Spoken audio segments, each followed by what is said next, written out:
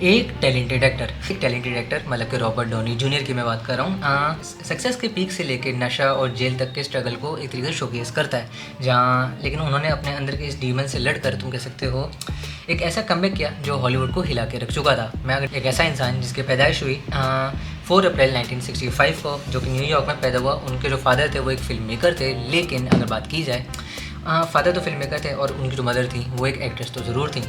इसलिए तुम ये कह सकते हो उन्हें बचपन में ही एक तरीके से एक्टिंग का एक्सपोजर वगैरह मिल चुका था। लेकिन जो मेन मकसद है हमारा वो ये है कि एक्टिंग से एक्सपोजर मिलने के साथ ही 5 साल की उम्र में ही उन्होंने अपने फादर की एक मूवी के अंदर एक रोल प्ले कर लिया। लेकिन 8 साल की उम्र के अंदर उनके साथ क्या हुआ, वो ड्रग्स से भी थोड़ा सा मुतासर हो गए, उसका भी उनको एक्सपोजर मिल गया। लेकिन वो ड्रग्स उनके ऊपर एक की रोल प्ले करने वाला था, जो कि उनके फ्यूचर या उनकी लाइफ के ऊपर बहुत बुरे तरीके से इम्पैक्ट करने वाला था।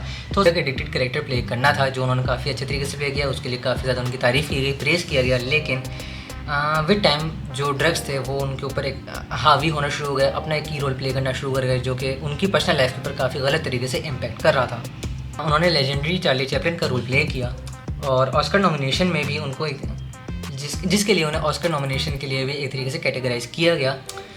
रॉबर्ट तुम कह सकते हो रॉबर्ट डाउनी जूनियर हमारे पास एक ऐसा कैरेक्टर है, अपने कैरेक्टर्स में इतना डीपली इन्वॉल्व होने के चक्कर में उनकी एक्टिंग नहीं लगती, बल्कि वो नेचुरल नज़र आ रही होती है।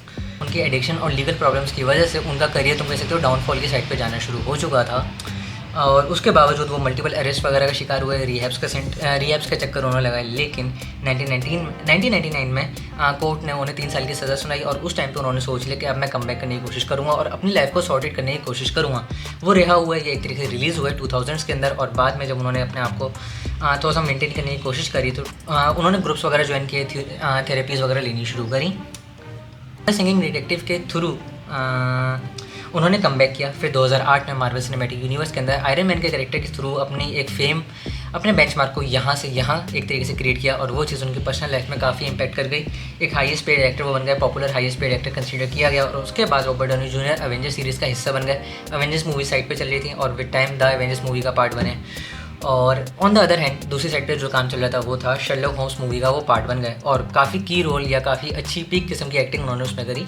न सिर्फ एक्टिंग में नहीं बल्कि चैरिटी वगैरह के इन्वॉल्वमेंट में भी काफ़ी ज़्यादा इन्वॉल्व नजर आते हैं। इस सब में भी उन्होंने इन्वॉल्वमेंट अपनी रखी है। तुम ये कह सकते हो आज रॉबर्ट डाउनी जूनियर एडिक्शन से रिकवर होने के बाद ट्रांसफॉर्मेशन का एक सिंबल बन चुके हैं। लेकिन उनकी जर्नी से जो चीज़ हमें सीखने को मिलती है कि ये है सीखने को मिलती है कि स्ट्रगल के बाद भी तुम कमबैक कर सकते हो, बस तुम्हारी नीयत या एक पर्सपेक्टिव होना चाहिए।